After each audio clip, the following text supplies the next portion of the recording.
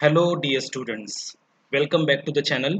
और आज हम पढ़ने वाले हैं आपकी क्लास 10th हिस्ट्री का चैप्टर नंबर 3 जो नेशनलिज्म इन इंडिया है, उसका part limitations of civil disobedience movement. उसके पहले हमने क्या पढ़ा था वो मैं आपको बता देता हूँ। हमने पढ़ा था कि सिविल डिसोबीडियंस मूवमेंट स्टार्ट हुई 1930 में दांडी मार्च के साथ, और उसके बाद ढेर सारे अलग अलग कम्युनिटीज़ के लोगों ने उसमें हिस्सा लिया। तो सबसे पहले पाटीदार्स एंड जाट्स उन्होंने हिस्सा लिया। मैं आपको यहाँ पे दिखा देता हूँ पाटीदार्स एंड जाट्स। ओके, देन ये देखिए यहाँ पर आपको पता चलेगा पाटीदार्स एंड जाट्स। देन उसके बाद पुअर पीजेंट्री इन्होंने हिस्सा लिया। फिर बिजनेस क्लासेस का भी रोल था, वर्किंग क्लासेस का रोल था, अ, औरतों का रोल था उसमें। ये सब कुछ हम पढ़ चुके थे। अब हमारा नेक्स्ट पॉइंट आता है कि सिविल डिसोबीडियंस मूवमेंट में ऐसी कौन सी कमियां रह गई, लिमिटेशंस क्या थे, उसके लिमिट्स, जिस वजह से सिविल डिसोबीडियंस मूवमेंट सक्सेसफुल नहीं हो पाई। तो देखिए मैंने यहाँ पे शॉर्ट में कुछ पॉइंट्स बना के रखे। सबसे पहली कमी थी limited participation of Dalits. Civil disobedience movement में दलितों का रोल थोड़ा कम था।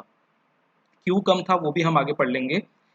No participation of Muslim. जैसे दलितों की एक डिमांड थी ना, राउंड टेबल कॉन्फ्रेंस में जब उन्होंने एक डिमांड पूरी करवा ली थी सेकेंड राउंड टेबल कॉन्फ्रेंस में, कि दलितों को सेपरेट इलेक्टोरेट चाहिए, लेकिन गांधी जी मना कर रहे थे कि उनको सेपरेट इलेक्टोरेट नहीं देंगे, भले ही रिजर्व कॉन्स्टिट्यूंसीज दे देंगे बट सेपरेट इलेक्टोरेट नहीं।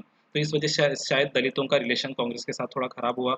मुस्लिमों की भी डिमांड थी, उसको भी पूरा नहीं होने दिया। फिर उसके बाद dominant role of Sanatanis and Hindu Mahasabha. देखिए जब भी हम कांग्रेस का नाम लेते तो कांग्रेस जब भी कोई मूवमेंट स्टार्ट करती थी उसमें गरीबों का पार्टिसिपेशन कम था, दलितों का पार्टिसिपेशन कम था, मुस्लिमों का पार्टिसिपेशन कम था। उसमें high cast communities, landlords, industrialist, इनको वो अपने साथ शामिल करते थे। तो ये सनातनी, हिंदू महासभा, इनका रोल थोड़ा ज़्यादा हुआ करता था। Clash between B R Ambedkar and Mahatma Gandhi. जब राउंड टेबल कॉन्फ्रेंस हुई तो बी आर अम्बेडकर जी ने वहाँ के वाइसरॉय से, जो वाइसरॉय थे, उनके साथ मिलकर उनकी जो डिमांड थी वो पूरी करवा ली थी सेपरेट इलेक्टोरेट की। लेकिन गांधी जी उसको मना कर रहे थे कि सेपरेट इलेक्टोरेट से देश डिवाइड हो जाएगा, हमें सेपरेट इलेक्टोरेट की डिमांड नहीं देनी चाहिए। तो इसकी वजह से इन दोनों के बीच में थोड़ा क्लैश, थोड़ा प्रॉब्लम क्रिएट हुआ था, जिसको पूना पैक्ट के नाम से जाना जाता है। पूना पैक्ट में इस प्रॉब्लम को सॉल्व किया गया था। And participants have different aspirations. अब देखिए गांधी जी का टारगेट क्या था। गांधी जी का टारगेट था कि हमें स्वराज चाहिए, हमें इंडिपेंडेंस चाहिए। लेकिन जो जो लोग सिविल डिसोबीडियंस में हिस्सा लेते थे वो अपनी खुद की डिमांड पूरी करते थे। उनको खुद के लिए लड़ना था। किसी को रेवेन्यू के खिलाफ लड़ना था, किसी को अपना बिजनेस बढ़ाना इसलिए, किसी को अपनी सैलरी और वर्किंग कंडीशन सुधारनी इसलिए, इसलिए वो लड़ रहे थे। तो ये लिमिटेशन है, इनको हम डिटेल में पढ़ लेंगे next, the limits of civil disobedience movement. चलिए अभी स्टार्ट करते हैं। सबसे पहला मेन पॉइंट आता है कि अनटचेबल्स जो दलित है। अभी हमने पिछले पॉइंट में देखा ना कि दलितों का पार्टिसिपेशन कम था। तो हमने पढ़ा है कि अनटचेबल्स 1930 दलित और ऑप्रेस्ड, सबसे पहले तो हम उनको दलित कहते थे, है ना। समाज में जो छुआछूत जिसे कहते हैं ना, अनटचेबिलिटी, वो छुआछूत, ये परंपरा बहुत ज़्यादा चल रही थी।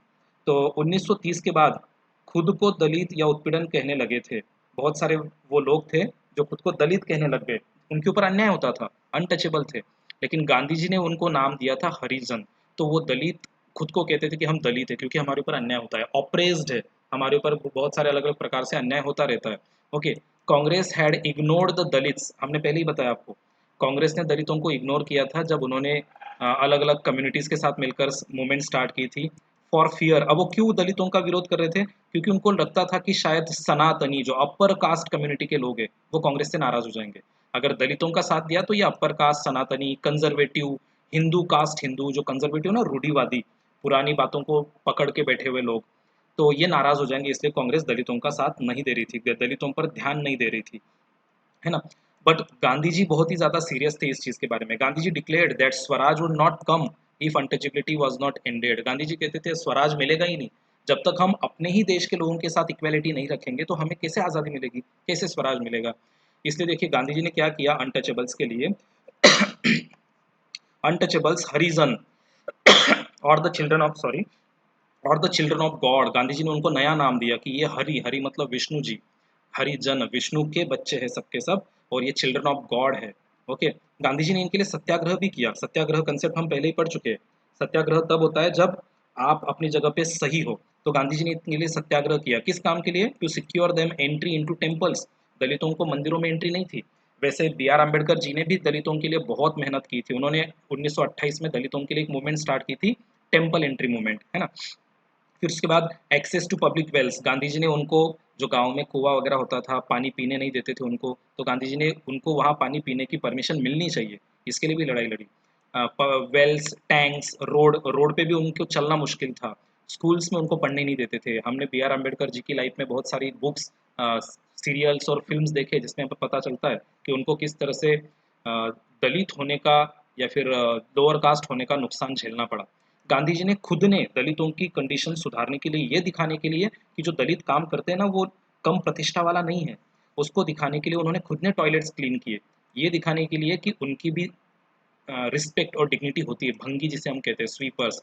एंड परस्यूडेड अपर कास्ट, उन्होंने अपर कास्ट के लोगों को समझाया, क्या समझाया? To change their heart and give up the sin of untouchability.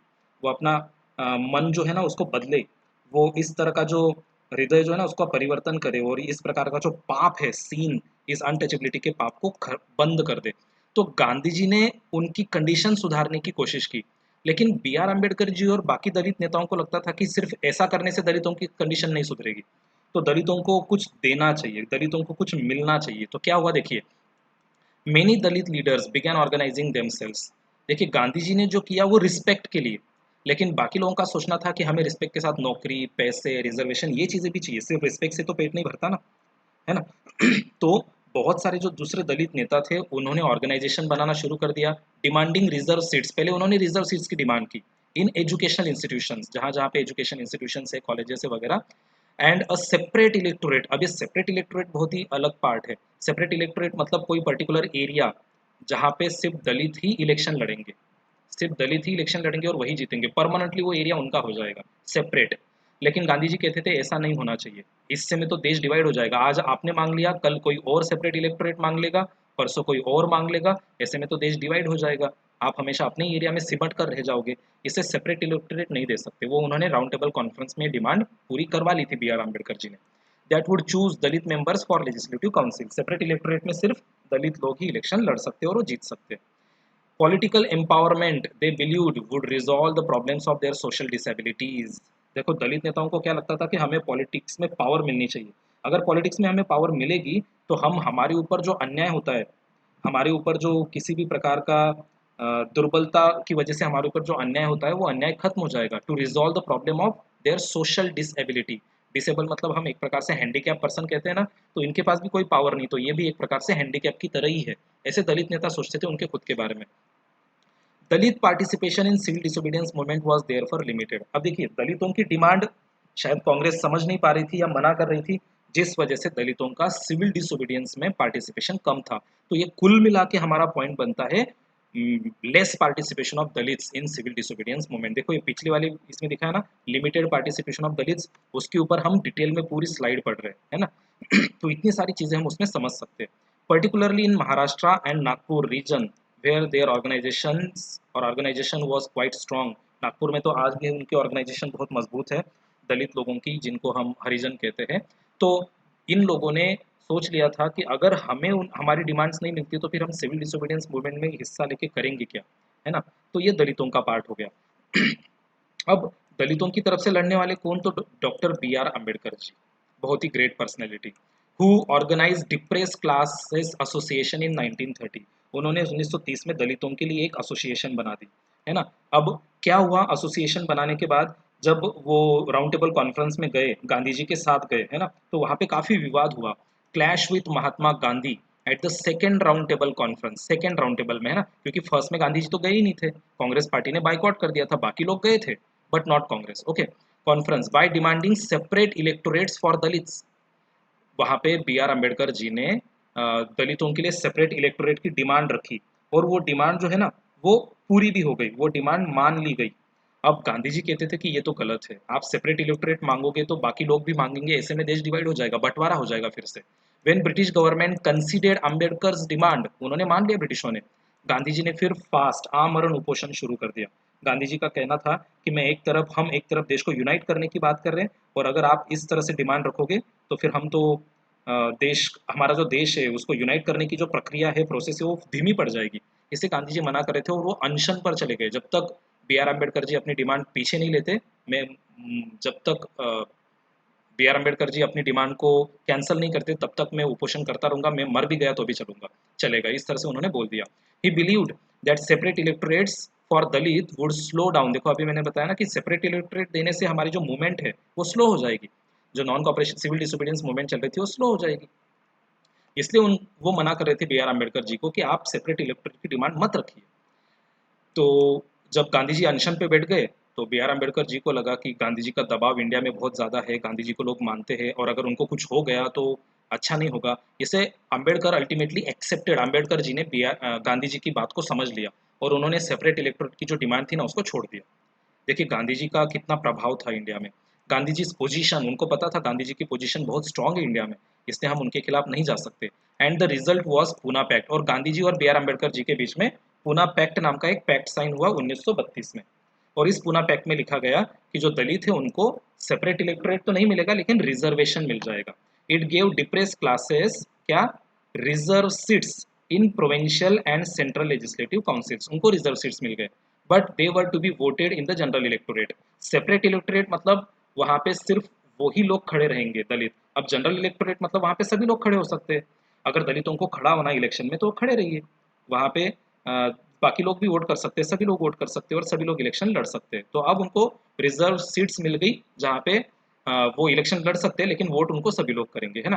तो Dalit movement however continued to be apprehensive the Congress led national movement. अब देखिए दलितों की मूवमेंट कुछ और तरह से चल रही थी और कांग्रेस की जो मूवमेंट थी वो कुछ और तरह के तरीके से। इसको हम कह सकते हैं कि दलित आंदोलन जो है ना वो कांग्रेस के नेतृत्व में चल रहे राष्ट्रीय आंदोलन को शंका, हमेशा दलितों को लगता था कि कांग्रेस हमारे लिए कुछ कर ही नहीं है, इस कर ही नहीं रही है, इससे दलितों की मूवमेंट कुछ और रास्ते चल रही थी। उनकी डिमांड थी दलितों के लिए अधिकार और कांग्रेस की मूवमेंट थी देश की आज़ादी, है ना। अब आगे बढ़ते हैं, मुस्लिमों की बात करते हैं। हमने एक पॉइंट पढ़ा था कि सिविल डिसोबीडियंस मूवमेंट का लिमिटेशन एक और है कि मुस्लिम्स का पार्टिसिपेशन भी कम था। अब मुस्लिमों की बात करेंगे तो इंडिया में मुस्लिमों की संख्या भी बहुत ज़्यादा है, उन्होंने भी इतना कुछ ज़्यादा उत्साह, उन्होंने इतने ज़्यादा उसमें कुछ अपना इंटरेस्ट नहीं दिखाया। Muslim political organisations in India were also lukewarm to the civil disobedience movement, मतलब उन्होंने उतना उत्साह नहीं दिखाया उस मूवमेंट में। क्यों नहीं दिखाया, शायद इनकी भी कोई डिमांड होगी जो कांग्रेस ने नहीं मानी। After the decline of non cooperation खिलाफत मूवमेंट, अब देखिए नॉन कॉपरेशन खिलाफत मूवमेंट स्टार्ट हुई थी 1921 में, नॉन कॉपरेशन मूवमेंट। अब ये नॉन कॉपरेशन मूवमेंट हमने बंद की थी 22 में क्योंकि चौरी चौरा आंदोलन हुआ था इस वजह से। तो ये मूवमेंट बंद पड़ गई, उसमें खिलाफत इशू भी था। तो Muslims felt alienated from Congress, मुस्लिमों को लगा कि कांग्रेस पार्टी सिर्फ हिंदुओं के बारे में सोचती है, हमारा इसमें कुछ अस्तित्व है ही नहीं। Okay, Congress came associated with Hindu groups, देखो मुस्लिमों का आरोप क्या था कि कांग्रेस सिर्फ हिंदुओं से जुड़ी हुई पार्टी है, हिंदू धार्मिक संगठनों के काफी वो करीब है, नजदीक है, जैसे हिंदू महासभा। ओके, इसलिए रिलेशन जो था ना हिंदू और मुस्लिमों के बीच में, relations between Hindus and Muslims worst and organise religious processions, अब हिंदू और मुस्लिमों के बीच में जो रिलेशन था वो खराब होने लग गया। दोनों जो समुदाय थे हिंदू मुस्लिम उनके बीच में जुलूस निकलने लग गए, रैलीज निकलने लग गई, हिंदू हिंदुओं के लिए, मुस्लिम मुस्लिमों के लिए। फिर कभी कभी राइट्स भी होने लग गए। देखो आज़ादी की लड़ाई एक तरफ ही रह गई और हिंदू मुस्लिम ही लड़ने लग गए बीच में, अलग अलग शहरों में अलग अलग कारणों की वजह से। तो गांधी जी को ये देख के बहुत बुरा लगता था। डीपन द डिस्टेंस, इसकी वजह से हिंदू और मुस्लिमों के बीच में जो अ, गर- गहराई थी या हिंदू मुस्लिमों के बीच में जो डिस्टेंस था वो और बढ़ता गया, मतलब दूरियां बढ़ती गई। हिंदू मुस्लिम एक दूसरे के नजदीक आने चाहिए लेकिन उल्टा वो दूर होने लग गए, उनके बीच में फासला बढ़ता गया। The Congress and Muslim league, अब देखिए कांग्रेस को लगता था कि हिंदू मुस्लिम एक साथ होने चाहिए, मुस्लिम लीग पार्टी को भी लगता था, लेकिन मुस्लिम जो लोग थे उनको लगता था कि कांग्रेस हिंदुओं की तरफ है। कांग्रेस पार्टी के लोग और मुस्लिम लीग पार्टी के लोग चाहते थे कि हिंदू मुस्लिम लोगों में, ये तो सिर्फ पार्टी है, इन पार्टियों को लगता था कि हिंदू और मुस्लिमों में कुछ बातचीत होनी चाहिए, यूनाइट हो जाना चाहिए, लेकिन बहुत मुश्किल था। 1927 यूनिटी कुड बी फॉर्ज, अब देखिए 1927 में ऐसा लगा भी, एक बार 1927 में थोड़ी यूनिटी जैसी कंडीशन आ भी गई, है ना। लेकिन यूनिटी आने के बाद भी एक क्वेश्चन बना रहा कि जब इलेक्शन होगा तो किसको कितनी सीट मिलेगी। अब देखिए भले ही दो भाई एक साथ रहे लेकिन जब बंटवारा होता है ना तब फिर से पॉइंट आ जाता है कि किसको कितनी प्रॉपर्टी मिलेगी। मतलब भले ही वो दो भाइयों में बहुत यूनिटी हो लेकिन जब बंटवारे की बात आती है तो कुछ ना कुछ अनबन हो ही जाती है। यहाँ पे भी ऐसा ही हुआ। 1927 में हिंदू मुस्लिमों में थोड़ी यूनिटी बन रही थी लेकिन फिर भी एक सवाल था कि अगली बार जब इलेक्शन होगा, प्रोविंशियल इलेक्शंस, असेंबली इलेक्शंस, उसमें किसको कितने रिप्रेजेंटेटिव्स मिलेंगे। तो देखते क्या हुआ फिर इसमें आगे। अब कांग्रेस पार्टी के जो नेता थे वो तो कोशिश कर ही रहे थे, मुस्लिम पार्टी में भी कुछ नेता थे, Mohammad Ali Jinnah, willing to give up separate electorate. अब देखो इन्होंने भी शुरुआत में एक डिमांड रखी थी सेपरेट इलेक्टोरेट, लेकिन अब इन्होंने भी ये जिद छोड़ दी। इनको पता है कि बी आर अम्बेडकर जी ने भी ये डिमांड रखी थी सेपरेट इलेक्टोरेट की, गांधी जी ने नहीं माना था। तो इनका कहना था कि ठीक है हम भी ये सेपरेट इलेक्टोरेट वाली डिमांड छोड़ देते if Muslims were assured reserve seats. तो जैसे इनका कहना था कि जैसे आपने कांग्रेस को दलितों को रिजर्व सीट्स दिए ना, हमें भी रिजर्व सीट्स दीजिए, reserve seats in central assembly and representation in proportion of population. इनका कहना था हमारी जहाँ जहाँ पॉपुलेशन ज़्यादा है मुस्लिमों की, वहाँ पे पॉपुलेशन के बराबरी के हमें नेता चाहिए, वहाँ पे बराबरी के हमें सीट्स चाहिए इलेक्शन में। तो उनकी पॉपुलेशन कहाँ ज़्यादा थी, जहाँ पर बंगाल और पंजाब एरिया में, जिसका हिस्सा बहुत सारा पाकिस्तान में आज पंजाब का है ना, और बंगाल का बहुत सारा हिस्सा बांग्लादेश में है। Negotiations over the question of representation continued. ये जो बात चल रही थी ना कि किसको कितनी सीटें मिलनी चाहिए, हिंद कांग्रेस को कितनी, मुस्लिम लीग को कितनी, ये चर्चा चलती ही रही, ये चर्चा खत्म होने वाली नहीं थी। इसमें हमेशा कांग्रेस पार्टी कुछ चीज़ों में रुक जाती थी। देखिए आगे क्या हुआ। But all hope of resolving the issue at the all party conference in 1928। 1928 में सारी पार्टियों की एक मीटिंग हुई। उस मीटिंग में तय होने वाला था कि कांग्रेस पार्टी को कितने रिप्रेजेंटेटिव्स मिलेंगे या सीट्स मिलेगी, और मुस्लिम लीग को कितनी। तो देखो क्या हुआ, वहाँ पे एम आर जयकर जो हिंदू महासभा के नेता थे, उन्होंने डायरेक्ट अपोज कर दिया, मना कर दिया कि हम मुस्लिमों को कोई सीट नहीं देंगे, मुस्लिमों को किसी प्रकार का कोई रिप्रेजेंटेशन नहीं मिलेगा। खुलेआम उन्होंने मना कर दिया बिल्कुल, है ना। इस वजह से हिंदू और मुस्लिमों में जो यूनिटी हो रही थी वो यूनिटी भी यहाँ पे बंद हो गई, खत्म हो गई। When the civil disobedience started, जब ये गांधी जी ने सिविल डिसोबीडियंस स्टार्ट की ना 1930 में, दांडी मार्च के बाद 1930 में और 1932 में दूसरी बार, when civil disobedience started there was suspicion and distrust between communities. इन दोनों कम्युनिटीज के बीच में, हिंदू और मुस्लिमों के बीच में बहुत ज़्यादा अविश्वास और संदेह तैयार था। गांधी जी ने मूवमेंट स्टार्ट की, लेकिन शायद मुस्लिमों ने ज़्यादा उसमें पार्टिसिपेट नहीं किया। मुस्लिम जो थे ना कांग्रेस से दूर होने लग गए, एलिनेटेड फ्रॉम कांग्रेस, दूर होने लग गए। Muslims could not respond to the call of united struggle. जब भी गांधी जी बुलाते, अब मुस्लिमों का रिस्पॉन्स इतना नहीं आ रहा था, मुस्लिम उस संघर्ष के लिए तैयार ही नहीं थे। Many Muslim leaders and intellectuals expressed concern about status of Muslims as minority। बहुत सारे मुस्लिम नेताओं को लगने लग गया कि we are in minority, हमारे बारे में अगर सोचा ही नहीं जाता है तो हम माइनॉरिटी में है, हमारी संख्या कम है। उनको लगता था कि हमारा कल्चर, हमारी आइडेंटिटी, हमारी पहचान एक माइनॉरिटी के तौर पे है, और अगर हम ऐसे ही रहे तो हमारी पहचान एक दिन खत्म हो जाएगी। हमारी पहचान और हमारा जो कल्चर है वो हिंदुओं के दबाव में आके, डोमिनेशन में आके खत्म हो जाएगा, ऐसा उनको लग रहा था। तो ये बहुत सारे ऐसे पॉइंट्स हैं जिससे हमें पता चलता है कि सिविल डिसोबीडियंस मूवमेंट क्यों सक्सेसफुल नहीं हो पाई, क्या थे उसके लिमिटेशंस। उसके अलावा और लिमिटेशन जो थे ना, मैंने इस स्लाइड में आपको दिखा दिए। देखो पहला तो दलितों का पार्टिसिपेशन, फिर मुस्लिमों का। अब बाकी जो पॉइंट्स है वो यहाँ पे मिलते हैं कि सनातनी और हिंदू महासभा का रोल ज़्यादा था, इसलिए दलित और बाकी लोग नहीं आ पाते थे। बी आर अम्बेडकर और गांधी जी के बीच में क्लैश था, ये भी एक प्रॉब्लम, और अलग अलग लोगों की अलग अलग इच्छाएं थी। तो इतने सारे प्रॉब्लम्स की वजह से सिविल डिसोबीडियंस मूवमेंट सक्सेसफुल नहीं हो पाई। अब हमारा नेक्स्ट पॉइंट आता है, ये पूरा का पूरा चैप्टर जब हम पढ़ते तो उसमें मेन दो ही मूवमेंट है। एक है नॉन कॉपरेशन मूवमेंट जो 1921 में स्टार्ट हुई, और दूसरी है सिविल डिसोबीडियंस जो 1919 में भी स्टार्ट हुई थी। ओके, जब ब्रिटिशों ने रोलैक्ट एक्ट पास किया था लेकिन उसको बंद करना पड़ा। फिर 1930 में स्टार्ट हुई दांडी मार्च के साथ, उसको भी बंद करना पड़ा। फिर 1932 में स्टार्ट हुई और उसको भी बंद करना पड़ा। अब देखिए इस पूरे लेसन में हम पढ़ेंगे कि देश के लोगों को कैसे यूनाइट किया जाए, कैसे उनके अंदर ये फीलिंग डाली जाए कि हम सब एक है। इसके पॉइंट हमारा देखो क्या है, the sense of collective belonging, हम सब एक है। ये सेंस, ये सोच उनके अंदर कैसे तैयार की जाए। तो अगर ये सोच उनके अंदर तैयार करनी है तो कुछ पॉइंट से देखिए। पहला है एक्सपीरियंस ऑफ यूनाइटेड स्ट्रगल। ये जो लड़ाई है ना, ये लड़ाई किसी एक आदमी की नहीं है, हम सब की है। हम सबकी मतलब हम सब एक है, हम सबको आज़ादी चाहिए, हिंदू हो मुस्लिम हो कोई भी हो। इसलिए पहला पॉइंट हमारा बनता है एक्सपीरियंसेस और एक्सपीरियंस ऑफ यूनाइटेड स्ट्रगल। ये हम सब लोगों की मिलजुल कर लड़ने वाली लड़ाई है ना। ये पहला पॉइंट है, जनरल आप इसके बारे में समझ सकते हो। दूसरा पॉइंट आता है फिगर्स एंड इमेजेस। देखिए जब हमें आज़ादी की लड़ाई लड़नी है तो उसमें कुछ इंपॉर्टेंट फिगर्स और कुछ इमेजेस होती है। उन इमेजेस के द्वारा हम लोगों को यूनाइट कर सकते हैं। उन इमेजेस की मदद से हम लोगों को बता सकते हैं कि हम सब लोग एक है। तो कैसे कैसे इमेजेस देखो देखते हैं। The India the identity of India came to be visually associated with image of Bharat Mata. हम अपनी इंडिया को माता के रूप में देखते हैं, भारत माता। और हमने आपको जो फर्स्ट चैप्टर था हिस्ट्री का उसमें भी बताया था पर्सोनिफिकेशन, हम कैसे एक देश को पर्सोनिफाई करते हैं, एक देश को किसी इंसान के रूप में उतारते हैं। जैसे जर्मनी का जर्मीनिया था, ओके, वैसे इंडिया का हम भारत माता, हम अपनी इंडिया को एक इंसान के रूप में देखते हैं, भारत माता के रूप में। तो भारत माता की इमेज बनाने के बाद लोगों को लगने लग गया कि सही में हम सब एक है, ये देश हमारा है, हम सब लोगों को मिल के लड़ना चाहिए, है ना। तो it was first created by Bankim Chandra Chattopadhyay. सबसे पहले भारत माता की इमेज 1870 में बनाई बंकिम जी ने।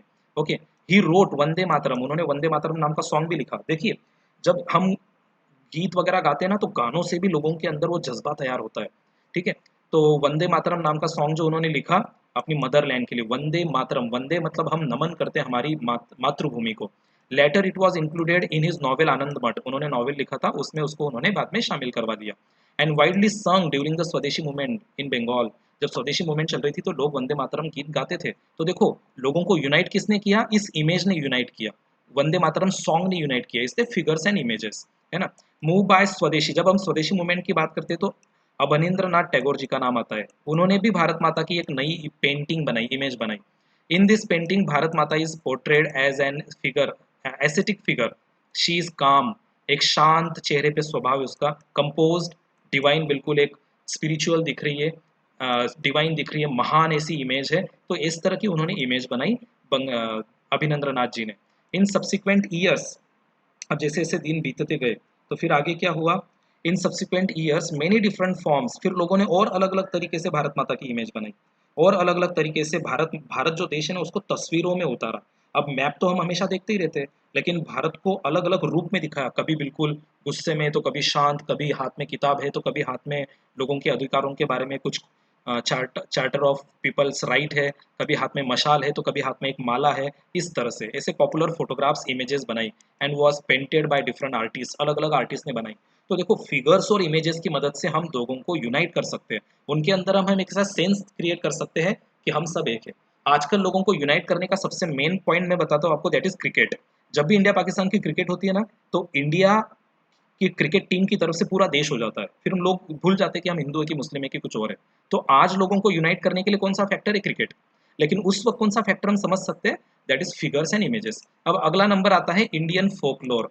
अब देखिए, इंडियन फोकलोर की बात करेंगे तो फिर उसमें हमें कुछ इंपॉर्टेंट गीत और इम्पोर्टेंट स्टोरीज इनका नाम सामने आता है, क्योंकि कुछ गाने ऐसे होते हैं, कुछ स्टोरीज होती है, उन स्टोरीज के द्वारा भी लोगों को हम बता सकते हैं कि हम सब एक है, हम सब लोगों की लड़ाई एक चीज के लिए है ना। उनको लोक कथा कहते हैं, लोक कथा, फोकलोर। देखिए, in late 19th century India, 19th century का जो आखिरी आखिरी पीरियड था, मतलब 1875 की बात कर मैं कर रहा हूँ, 1875 मतलब 19th सेंचुरी का आखिरी आखिरी पीरियड। ये nationalist began recording folk tales, बहुत सारी जगह पे फोक टेल्स इकट्ठा करना शुरू कर दिया, sung by bards, and they toured villages to gather folk songs and legends. अब ये जो हमारे आज़ादी की लड़ाई लड़ने वाले लोग थे ना, छोटे छोटे गाँवों में जाके अलग अलग गाने, अलग अलग लोगों की कहानियां इकट्ठा करने लग गए, गाँव गाँव घूमने लग गए। इनको पता था कि हमारे पास ढेर सारे ऐसे लोग हैं जिन्होंने अपने लिए कुछ, देश के लिए कुछ किया है। तो ऐसे लोगों की स्टोरीज इकट्ठा करें ताकि देश की जनता को पता चले कि अपने देश में इतने महान लोग भी हैं। इन Bengal, Rabindranath Tagore himself began collecting ballads, nursery rhymes, and myths, gave a true picture of traditional culture and that had been corrupted and damaged by outside force। अब देखिए, रविंद्रनाथ टैगोर जी ने क्या किया, अलग अलग प्रकार से कुछ स्टोरीज वगैरह कलेक्ट की, अलग अलग प्रकार की कहानियों को कलेक्ट किया, बाल गीत, लोकगीत, लोक कथा, ये सारी चीज़ों को उन्होंने कलेक्ट किया। और उन्होंने कलेक्ट करने के बाद क्या बताया कि हमारे ऊपर कुछ बाहर से आने वाले लोगों का दबाव था जिसकी वजह से हमारा कल्चर खत्म हो रहा है। तो उन्होंने कहानियाँ, स्टोरीज, लोकगीत, इन चीज़ों को कलेक्ट करके लोगों के अंदर वो जज्बा तैयार किया, है ना। अब मद्रास की बात करते हैं। मद्रास की बात करेंगे, उसमें Natesa Sastri published a massive 4 volume collection. Natesa Sastri जो थे, उन्होंने अलग अलग कलेक्शन क्रिएट किया, 4 वॉल्यूम कलेक्शंस। अब देखिए, इसमें क्या किया उन्होंने, collection of Tamil folk tales, Tamil folk tales, Tamil Nadu की, the folklore of southern India, इसको उन्होंने नाम दिया, तो folklore of, folklores of southern India के नाम से उन्होंने तमिल लोक कथाओं का एक विशाल संकलन 4 अलग-अलग खंड में, 4 वॉल्यूम मतलब 4 अलग-अलग बुक्स में उन्होंने कलेक्ट किया, ढेर सारी तमिल स्टोरीज़। और उन स्टोरीज़ को अगर हम हिंदी में ट्रांसलेट कर देंगे तो लोगों को पढ़ने के लिए मिलेगा, और लोग पढ़ के अंदाज़ा लगा सकते हैं कि कितने महान लोग हैं और किस तरह से हम सब एक है। तो वो स्टोरीज़ पढ़ के लोगों के बीच में एक जज़्बा तैयार हो सकता है कि हम सब एक है। ही believed that folklore was national literature, उनका कहना था कि ये जो लोक कथा है उसको नेशनल लिटरेचर बोल देना चाहिए, ऐसा उनका सोचना था, ऐसा उनका विश्वास था, है ना। तो तीसरा पॉइंट है लोगों के अंदर वो सेंस क्रिएट करने वाला कौन सा सेंस, कलेक्टिव बिलोंगिंग, वो पॉइंट है इंडियन फोकलोर। अब फोर्थ पॉइंट में आते हैं आइकन्स एंड सिंबल्स। कुछ इंपॉर्टेंट आइकन्स और कुछ इंपॉर्टेंट सिंबल्स भी होते हैं, प्रतीक, चिन्ह और प्रतीक, जिसके द्वारा हम लोगों को जागरूक कर सकते हैं। जैसे देखिए, unifying people and inspiring them a feeling of nationalism, हम लोगों को यूनिफाई कर सकते हैं, उनको इंस्पायर कर सकते हैं, उनके अंदर नेशनलिज्म, देश के लिए कुछ करना, नेशनलिज्म मतलब अपने देश के बारे में सोचना, कंट्री फर्स्ट, देश के बारे में सोचना, ये उनके बीच में हम फीलिंग क्रिएट कर सकते हैं, है ना। तो कौन सी इंपॉर्टेंट आइकन्स एंड सिंबल्स है, तो देखो सबसे पहले स्वदेशी मूवमेंट की बात करते हैं, जब बंगाल में चल रही थी तो उस वक्त ट्राई कलर फ्लैग, फ्लैग हमारा इंपॉर्टेंट पॉइंट बनता है। फ्लैग एक ऐसा प्रतीक है जिसके द्वारा देश के लोग यूनाइट हो जाते हैं। जहाँ पे भी इंडिया का फ्लैग दिखता है हम रिस्पेक्ट से उसको उठा लेते हैं, अगर कहीं नीचे गिरा हुआ दिखा तो, है ना। तो फ्लैग एक ऐसा पॉइंट है जो लोगों को यूनाइट कर सकता है।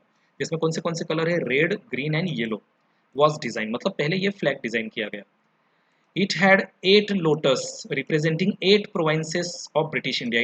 ब्रिटिश इंडिया में जो 8 अलग अलग प्रोविंसेस थे, उस 8 प्रोविंसेस को रिप्रेजेंट करने के लिए 8 लोटस उसमें थे। एंड क्रिएसेंट मून, उसमें मून भी था, वो मून मुस्लिमों का प्रतीक था। मतलब देखो फ्लैग में हिंदू भी और मुस्लिम भी, सबको यूनाइट करने के लिए, तो समझ में आ जाता है कि किस तरह से ये फ्लैग देश को यूनाइट कर सकता है। फिर 1921 का पीरियड आया। गांधी जी 1921 में कौन सी मूवमेंट स्टार्ट हुई थी, non cooperation. So Gandhi ji had design Swaraj flag, Gandhi ji ने एक और फ्लैग डिजाइन किया। It was again a tricolour, इसमें भी 3 colour, red, green and white, है ना, इसमें व्हाइट कलर आ गया। And had a spinning wheel, Gandhi ji का स्पिनिंग व्हील जो दर्शाता है स्वदेशी, खुद की चीजें खुद बनाए, तो उसमें स्पिनिंग व्हील भी था। जो स्वावलंबन, जिसे हम कहते हैं ना, अभी मोदी जी ने इंडिया में एक पार्ट शुरू किया, आत्मनिर्भर, खुद के ऊपर निर्भर रहिए, स्वावलंबन, spinning wheel in the centre, representing Gandhian ideal of self help. आप खुद के लिए कुछ कर सकते हो, दूसरों के भरोसे नहीं रहना है। तो सिंबल्स एंड आइकन्स ये भी लोगों को यूनाइट कर सकते हैं, उसमें मेन पॉइंट आता है फ्लैग, है ना। उसके बाद री इंटरप्रिटेशन ऑफ हिस्ट्री, इतिहास जो है ना उसको दोहराना, इतिहास को दोहराना मतलब उसकी अच्छी चीज़ों, अच्छी बातों को, है ना, उसकी पुनर्व्याख्या करना, उसको लोगों को बताना कि अपना इतिहास कितना अच्छा था। Okay, by the end of 19th century many Indians began to feel, to instil a sense of pride, हमें अपने इतिहास पे गर्व होना चाहिए।